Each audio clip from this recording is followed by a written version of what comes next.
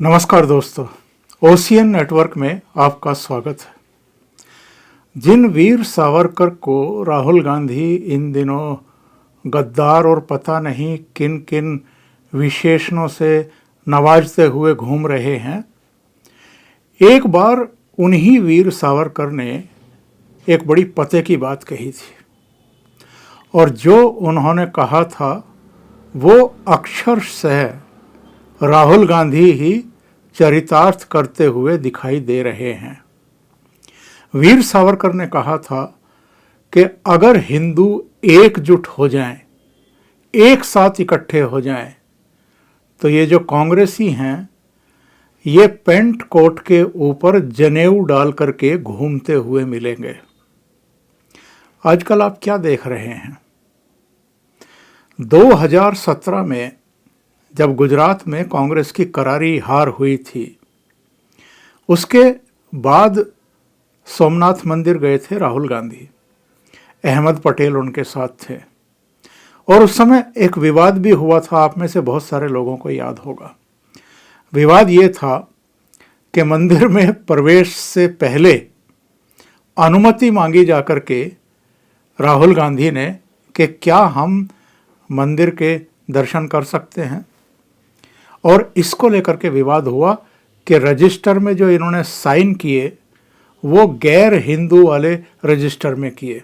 हालांकि बाद में कांग्रेस ने उस पर सफाई देने की कोशिश की, भूल चूक लेनी देनी वाले अंदाज में तमाम तरह की बातें उस समय कही गई, क्योंकि अहमद पटेल गैर हिंदू थे, उनके साथ राहुल गांधी गए थे, इसलिए पूछा था।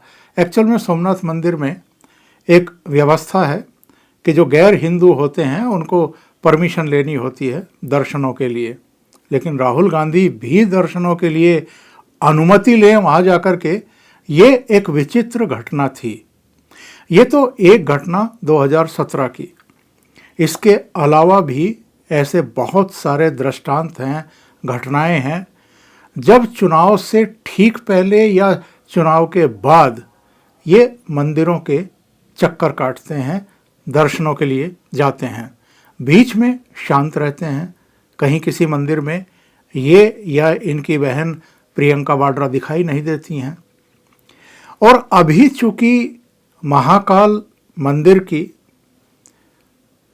फोटो वीडियो पूजा पाठ करते हुए, ललाट पर लंबा तिलक लगाए हुए, धोती पहने हुए, अंगम वस्त्रम धारण किए हुए और पूरा दंडवत होकर के प्रणाम करते हुए राहुल गांधी के विजुअल और फोटोग्राफ आ रहे हैं, तो इसलिए फिर से ये सवाल खड़ा हुआ है।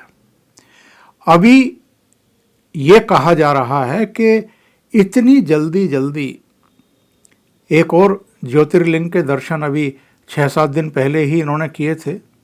जो ज्योतिर्लिंग है ओंकारेश्वर, उसके दर्शन किए थे इन्होंने।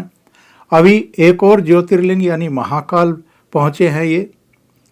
इससे पहले इनकी मानसरोवर की यात्रा, केदारनाथ की यात्रा भी बड़ी चर्चित रही थी, और ये सब ऑन कैमरा की जाती हैं। इनका प्रचार भी कांग्रेस पार्टी ठीक तरीके से करने की कोशिश करती है। ये ग्रंथि क्या है? क्यों राहुल गांधी अपने आप को हिंदू धर्म और हिंदुओं के आस्था स्थलों के प्रति समर्पित आस्थावान शो करने की इन दिनों कोशिश कर रहे हैं और बार बार कर रहे हैं? क्योंकि उनको बहुत अच्छे तरीके से पता है कि जिस तरह की रीति नीतियां रही हैं, जिस तरह वो नरेंद्र मोदी को, आरएसएस को निशाने पर लेते रहे हैं, और जिस तरह हिंदुत्व के जो प्रतीक हैं, प्रतीक पुरुष हैं, चाहे वीर सावरकर ही क्यों ना हो, उनके बारे में जिस तरह की भद्दी टिप्पणियां उन्होंने की हैं, उसको लेकर के एक परसेप्शन क्रिएट हुआ है लोगों के बीच, विशेषकर जो बहुसंख्यक आबादी है यानी हिंदुओं के बीच में। और वो ये है कि कांग्रेस पूरी तरीके से हिंदू विरोधी पार्टी बन चुकी है और मुस्लिम लीग के रास्ते पर आगे बढ़ रही है। आपको याद होगा 2014 के लोकसभा चुनाव में जब कांग्रेस की करारी पराजय हुई, 543 में से उसको केवल 44 सीटें मिली, यानी 499 सीटें उसकी पहुंच से बाहर थी। उनमें से बहुत सारी सीटों पर वो दूसरे पर, तीसरे पर, चौथे नंबर पर रही होगी, लेकिन 543 में से केवल 44 सीटें जीत पाना, ये इससे बड़ा सेटबैक कोई हो नहीं सकता कांग्रेस पार्टी के लिए। मतलब आज़ादी के बाद से कभी भी इतनी बुरी हालत कांग्रेस की हुई नहीं, रही नहीं। इमरजेंसी के बाद भी जब 77 में चुनाव हुए थे तो भी दक्षिण से कांग्रेस को प्राणवायु मिल गए थे। शायद 165 सीटें फिर भी कांग्रेस को मिल गई थी, यानी इतना बड़ा आक्रोश इंदिरा गांधी के प्रति होने के बावजूद 165 सीटें मिली थी। लेकिन 10 साल तक मनमोहन सिंह की सरकार रही, 2004 से 2014 तक, और उसके बाद जो हालत हुई है तो वो केवल आक्रोश डॉक्टर मनमोहन सिंह के प्रति हो ऐसा नहीं था।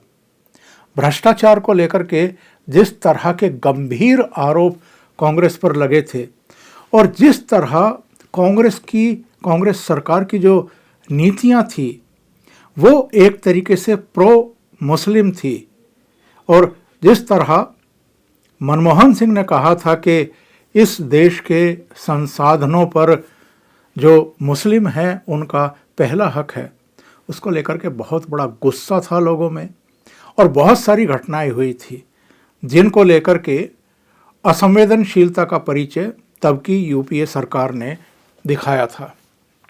उसी का नतीजा था कि कांग्रेस बहुत बुरी स्थिति में पहुंची, और प्रधानमंत्री के तौर पर जो भारतीय जनता पार्टी की तरफ से, एनडीए की तरफ से चेहरा प्रस्तुत किया गया था नरेंद्र मोदी के रूप में, वो उनकी लोकप्रियता भी उस समय चरम पर थी।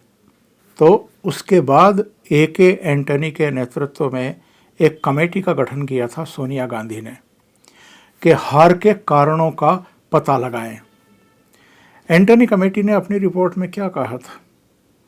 उन्होंने कहा था कि जो भारत की जनता है, जो मतदाता हैं, उनमें एक मैसेज चला गया है कांग्रेस को लेकर के कि कांग्रेस एंटी हिंदू है और प्रो मुस्लिम है। इस छवि को तोड़ना बहुत ज़रूरी है। लेकिन सवाल ये है कि क्या कभी ए.के. एंटनी ने जो रिपोर्ट पेश की थी उस पर गंभीर मंथन हुआ कांग्रेस के भीतर? क्या कभी उस छवि को तोड़ने का तनिक भी प्रयास किया गया? बल्कि उल्टा हुआ, क्योंकि 2014 के बाद, जैसा कि गुलाम नबी आज़ाद ने भी कहा था, राहुल गांधी को सोनिया गांधी ने पार्टी का राष्ट्रीय उपाध्यक्ष बनाया और वो इतने हावी हो गए, जितना मैकेनिज्म पार्टी के भीतर बना हुआ था मुद्दों को लेकर के, नीतियों को लेकर के, कार्यक्रमों को लेकर के, अलग अलग विषयों पर, अलग अलग राज्यों में जो चुनाव हो रहे हैं उनमें नीति रणनीति बनाने को लेकर के, नेतृत्व को लेकर के, वो सारा मैकेनिज्म इन्होंने तोड़ दिया। और मनमानी का आलम ये रहा कांग्रेस के भीतर कि सीडब्ल्यूसी को इरिलीवेंट कर दिया गया। जो दूसरी कमेटियां थी उनका कोई मतलब नहीं रह गया। जो राहुल गांधी ने चाहा वो किया, जो इन्होंने बोला वो पार्टी की नीति बन गई। और ये किस आधार पर और किन की सलाह पर बयान देते रहे, अर्थनीति पर, रक्षा नीति पर, विदेश नीति पर, ये तो वो ही जाने। लेकिन उनमें से बहुत सारे बयान ऐसे रहे जिनसे मैसेज पब्लिक में ये चला गया कि ये तो मोदी विरोध के नाम पर जो कुछ कर रहे हैं, ये कहीं ना कहीं देश के हितों की भी मुखालफत कर रहे हैं, विरोध कर रहे हैं। इससे और अधिक भद पिटी। राज्यों में क्या हालत हुई है कांग्रेस की, एक के बाद एक के बाद एक के बाद राज्य हारती चली गई। ये ठीक है कि कुछ राज्यों में अपवाद स्वरूप बाई डिफ़ॉल्ट उसकी जीत हुई थी। जैसे पिछले चुनाव में आप कह सकते हैं कि मध्य प्रदेश में, छत्तीसगढ़ में, राजस्थान में उसकी जीत हुई थी। लेकिन वोट ऑफ परसेंटेज अगर देखें, छत्तीसगढ़ को तो छोड़ दीजिए, छत्तीसगढ़ में हम कह सकते हैं कि भारतीय जनता पार्टी की बड़ी डिफीट हुई थी और कांग्रेस की बड़ी जीत हुई थी। लेकिन मध्य प्रदेश में और राजस्थान में वोट ऑफ परसेंटेज, जो वोट शेयर था, वो तो दोनों पार्टियों का बहुत ही नैरो था, बहुत कम था। इसके बावजूद सरकारें वहाँ कांग्रेस की बन गई थी। पर ओवरऑल जब हम देखते हैं ऑल इंडिया स्तर पर, तो कांग्रेस की हालत तो बहुत ख़राब लगातार होती गई। और 2019 में भी आप देख लीजिए, 2019 में 2014 में जो 44 सीटें थी वो बढ़कर के बस 52 सीटें हो गई। राहुल गांधी तक अमेठी में चुनाव हार गए। तो आजकल जो दिखाई दे रहा है राहुल गांधी का, ये जो केरल, तमिलनाडु से लेकर के कश्मीर तक की 3500 किलोमीटर की यात्रा और पूरा 5 महीने तक सड़कों पर रहने का उनका संकल्प या मजबूरी कह लीजिए, ये सब क्यों है? क्योंकि वो बहुत अच्छे तरीके से इस बात को समझ चुके हैं कि ना केवल उनकी जो लीडरशिप है उस पर बड़े सवाल कांग्रेस पार्टी के भीतर से ही खड़े हुए हैं, वरना गुलाम नबी आज़ाद जैसे नेता पार्टी नहीं छोड़ते। कपिल सिब्बल पार्टी छोड़ गए और यूथ में तो इनको यूथ आइकॉन कहकर के प्रचारित प्रसारित किया गया था। कितने यूथ ने कांग्रेस पार्टी छोड़ दी। ज्योतिरादित्य सिंधिया से लेकर के जितिन प्रसाद, RPN सिंह, कीर्ति आज़ाद, बहुत अशोक तंवर, बहुत सारे लोगों ने छोड़ दी। सुस्मिता देव जो इनकी बड़ी विश्वास पात्र थी, 10 जनपद की करीबी समझी जाती थी, बहुत सारे लोगों ने छोड़ी। और बुजुर्गों में भी SM कृष्णा से लेकर के बहुत सारे चेहरों को मैं गिना सकता हूँ। और इस समय जो असम के मुख्यमंत्री हैं हिमंता बिस्वा शर्मा, वो तो एक ज़माने में असम में कांग्रेस के सेकंड मैन हुआ करते थे। और वो बहुत सारे किस्से सुनाते हैं इनके कि कितने नॉन सीरियस हैं पार्टी को लेकर के, संगठन को लेकर के, पार्टी के भीतर जो अंतर्कलह होती है उसको लेकर के, तमाम तरह की बातें उन्होंने बाद में बताई थी। वही हिमंता बिस्वा शर्मा जब भारतीय जनता पार्टी में आ गए तो उनको सम्मान दिया भारतीय जनता पार्टी ने। आज वो वहाँ पर सोनवाने की जगह मुख्यमंत्री हैं। पूर्वोत्तर के कई राज्यों में इस समय जो मुख्यमंत्री हैं या तो भारतीय जनता पार्टी के मुख्यमंत्री हैं या भारतीय जनता पार्टी के सहयोग से मुख्यमंत्री हैं। इनमें से अधिकांश कभी या तो कांग्रेस के साथ हुआ करते थे या अलग अलग दलों के नेता रहे हैं। इससे पता चलता है कि जो सांगठनिक क्षमता होनी चाहिए किसी लीडरशिप में, वो राहुल गांधी में नहीं है। और इन्हीं की पार्टी के नेता ये आरोप लगाते रहे कि ये पार्टी को लेकर के, यहाँ तक के चुनाव को लेकर के, रणनीति को लेकर के बिल्कुल भी संजीदा नहीं है। ऐसे कई अवसर आए हैं जब सामने चुनाव खड़े हैं और ये विदेश भाग गए। अब जबकि जो भारतीय जनता पार्टी के दूसरे विरोधी दल हैं, उन्होंने भी कांग्रेस को, राहुल गांधी को, यानी 10 जनपद को सीरियसली लेना बंद कर दिया। और जब एक तीसरा मोर्चा खड़ा करने की कवायद शुरू हो गई, तब इनको लगा कि अब तो पानी सिर के ऊपर जा रहा है और अगर अब भी हम नहीं चेते, अब भी पब्लिक के बीच में नहीं गए तो बहुत देर हो जाएगी। और 2024 के लोकसभा चुनाव में तीसरे मोर्चे का कोई सर्वसम्मत चेहरा नरेंद्र मोदी के सामने पेश कर दिया जाएगा और ये और कांग्रेस और 10 जनपद पूरी तरीके से इरिलीवेंट हो जाएगा। ये तो मजबूरी है, इसलिए राहुल गांधी सड़कों पर उतरे हैं। ये जो उनकी यात्रा है तमिलनाडु से लेकर के कश्मीर तक की, ये कोई 2024 में नरेंद्र मोदी को चुनौती देने के लिए या देश का प्रधानमंत्री बनने के लिए बिल्कुल नहीं है। ये ममता बनर्जी को, नीतीश कुमार को, अरविंद केजरीवाल को, शरद पवार को, केसीआर को, चंद्रशेखर राव को, इन सब को जवाब देने के लिए है। वो ये कहना चाहते हैं कि भाई ऑल इंडिया पार्टी तो हम ही हैं, आप लोगों में से कोई भी नहीं है। यानी शरद पवार हैं तो महाराष्ट्र तक सीमित हैं, ममता बनर्जी हैं तो पश्चिम बंगाल तक सीमित हैं, के चंद्रशेखर राव तेलंगाना तक सीमित हैं, अरविंद केजरीवाल का दिल्ली और पंजाब से बाहर क्या है। इसी तरीके से नीतीश कुमार खुद बिहार में ही इतने कमज़ोर हो गए हैं। ये सब मैसेज देने के लिए इन्होंने ये यात्रा का आयोजन किया है। लेकिन लगे हाथ जो इनके आयोजक हैं, प्रायोजक हैं, जो इनकी यात्रा के डिजाइन करने वाले हैं, उन्होंने ये भी सलाह दी कि साहब AK एंटनी ने जो रिपोर्ट आपको दी थी, ज़रा उस पर भी अमल कर लीजिए।